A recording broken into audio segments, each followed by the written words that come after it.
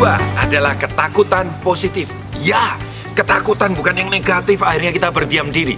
Tapi ketakutan yang positif melahirkan motivasi yang besar untuk kita selalu berjaga-jaga. Nenek moyang kita selalu mengajarkan pada kita bahwa sedia payung sebelum hujan. Bahkan kita diajak untuk mempersiapkan lumbung padi kita untuk menghadapi yang disebut masa paceklik atau kemarau yang berkepanjangan.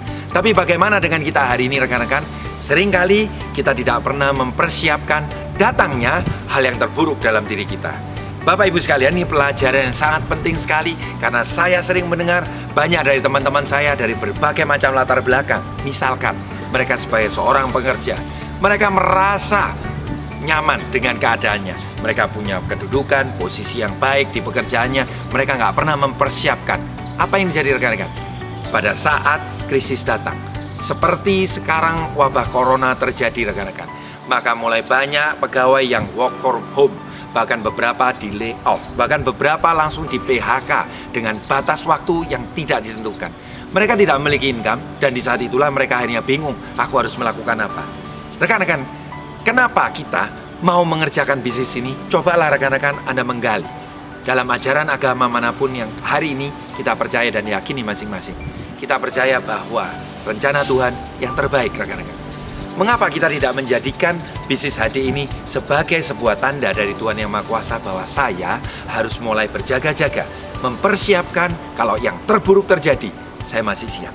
Beberapa teman saya dari latar belakang pengusaha pun mereka banyak terkena goncangan krisis akibat wabah corona ini. Mereka pun banyak yang mengatakan tidak siap. Banyak dari mereka yang mau mengambil respon untuk bersama dengan saya menekuni HD ini sungguh-sungguh. Tapi beberapa dari mereka merespon, Nuk sudah terlambat. Saya masih teringat 5 tahun yang lalu saya mengajak mereka menekuni bisnis ini. Mereka menolaknya rekan-rekan. Dan itulah kenapa selamat. Buat Anda yang melihat video ini rekan-rekan, saya ucapkan selamat karena Anda tanpa disadari sudah mengambil sebuah pilihan untuk menjadikan bisnis HD ini untuk berjaga-jaga. Ada satu kalimat yang saya pakai sampai hari ini. Galilah sumurmu sebelum engkau kehausan. Karena kalau kau menggali pada saat haus, kamu baru mulai menggali sumur itu, maka apa yang terjadi? Sebelum menemukan mata airnya, kau akan mati kehausan terlebih dahulu. Seperti ibu rumah tangga. Banyak dari mereka yang hari ini mungkin mereka punya suami yang bekerja, punya posisi, punya pendapatan yang layak. Tidak banyak dari mereka yang akhirnya menyadari bahwa perlunya berjaga-jaga. Ada beberapa kejadian dari rekan saya yang datang ke saya dan mengatakan suaminya meninggal dunia.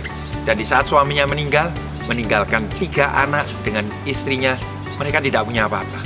Si istri tidak punya pegangan sama sekali. Bagaimana nasib kehidupan anak-anak mereka kelak? Rekan-rekan sekalian, kalau bagi saya, sebaiknya kita berjaga-jaga. Dan bukan tidak mungkin Tuhan mempertemukan kita semua di keluarga besar HD ini untuk kita menggali sumur kita sebelum kita kehausan. Ada satu hal yang menarik dalam poin bahasan ini. Saya sering mengatakan bahwa perjalanan hidup ini sama seperti kita melakukan perjalanan traveling jarak jauh menggunakan mobil. Coba perhatikan rekan-rekan, kalau kita naik mobil, berjalan jauh, saya pastikan Anda mengecek ban serep Anda. Mengapa? Karena Anda akan merasa lebih aman kalau ada ban cadangan itu. Begitu ada apa-apanya dengan ban Anda tinggal menggantinya. Pertanyaan yang terbesar buat kita semua hari ini adalah rekan-rekan, kenapa untuk perjalanan hidup kita yang panjang, kita justru tidak menyiapkan ban cadangan kita? Rekan-rekan, mulailah dari saat ini untuk menguatkan motivasi Anda bahwa ketakutan positif, yaitu keinginan berjaga-jaga, ini penting sekali buat kita semuanya. Apalagi kalau saya mengatakan berjaga-jaga untuk satu hal ini.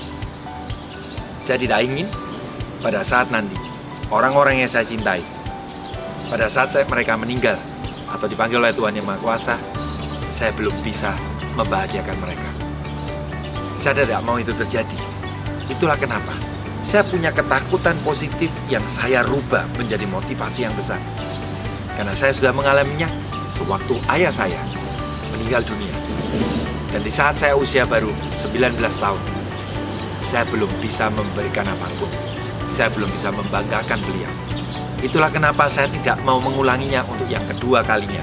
Baik itu untuk mama saya, baik itu untuk pasangan hidup saya, dan anak-anak saya. Selagi hari ini mereka ada bersama dengan saya akan berikan yang terbaik. Untuk itulah kenapa saya menekuni bisnis HD ini. Ingat rekan-rekan, hidup kita cuma hanya sekali. Maka saya menerapkan prinsip ini. Sebelum saya dipanggil oleh Tuhan Yang Maha Kuasa, saya harus melakukan yang terbaik untuk orang-orang yang saya cintai dan untuk orang-orang yang ada di sekeliling saya.